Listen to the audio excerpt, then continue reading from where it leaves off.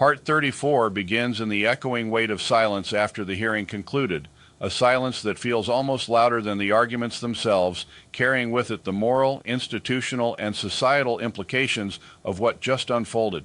The confrontation between Jasmine Crockett and Pam Bondi has moved beyond a mere clash of perspectives into a profound study of how ethical responsibility, procedural rigor, and historical context must coexist when systems are tested.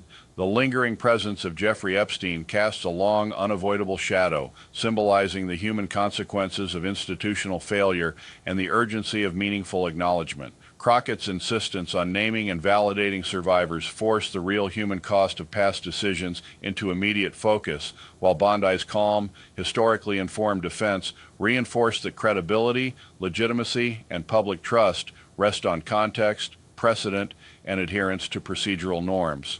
The tension between moral urgency and structural integrity is what gives this exchange its lasting impact. Looking closer, Crockett's approach illustrates that moral accountability cannot be deferred or symbolic. It must be lived and expressed in the moment. Her direct insistence ensured survivors' voices and experiences were recognized, reminding all participants that ethical responsibility extends beyond procedural formality. Bondi's measured, historically grounded responses show that credibility depends not only on acknowledgement, but on clear, reasoned explanation and procedural adherence. Observers are compelled to evaluate both aspects simultaneously: the authenticity of moral recognition versus the sufficiency of procedural justification. This dual lens underscores a central principle: accountability in modern governance is multidimensional, requiring attention to ethical, legal, and emotional responsibilities at once. The shadow of Epstein intensifies the stakes, transforming what might have been a routine procedural review into a test of institutional and moral integrity. While the hearing formally addressed prosecutorial decisions of the past, the broader narrative revealed systemic failures, societal inequities, and the ongoing consequences of unacknowledged harm. Crockett's insistence made acknowledgement unavoidable, centering survivors' experiences as a measure of ethical accountability. Bondi's procedural framing contextualized historical decisions, preserving institutional legitimacy and public trust. Together, their exchange exemplifies how empathy and structural authority must coexist when addressing ethically and historically complex situations. The hearing also emphasizes accountability as an iterative process. Single hearings rarely produce immediate systemic reform, but they set expectations, influence institutional norms, and shape future behavior.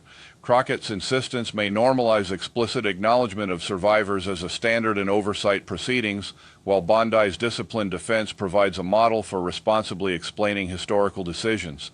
Over time, these moments accumulate, embedding a culture where moral clarity and procedural rigor coexist, reinforcing legitimacy while maintaining ethical resonance. Accountability is continuous, evolving through repeated scrutiny, reflection, and engagement. The tension between moral urgency and procedural composure highlights a fundamental democratic truth: conflict refines institutions.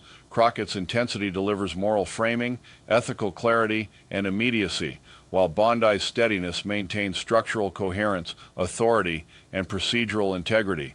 Observers learn that effective oversight requires the coexistence of these forces, illustrating that neither empathy nor procedure can be sacrificed without consequence. The exchange becomes a practical blueprint for navigating ethically charged, legally nuanced scenarios, demonstrating accountability's multidimensional nature in practice. Responsibility extends beyond those present to the broader public. Civic engagement, critical reflection, and ongoing discourse ensure that moments like the Crockett-Bondi exchange have lasting cultural and institutional impact. The hearing, framed by Epstein's shadow, becomes a benchmark for how survivors are acknowledged, authority is defended, and communication is conducted with both ethical clarity and procedural rigor.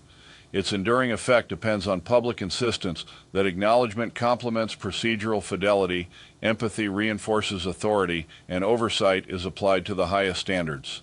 The lasting insight is that justice is holistic, integrating acknowledgement, empathy, and structured authority. The dialogue from this hearing continues to shape societal expectations, institutional norms, and public standards. Transparency, recognition of human experience, and procedural rigor are mutually reinforcing pillars. The Crockett-Bondi exchange exemplifies how democratic institutions operate under scrutiny, ensuring that ethical clarity and institutional integrity advance together, leaving a permanent imprint far beyond the immediate controversy.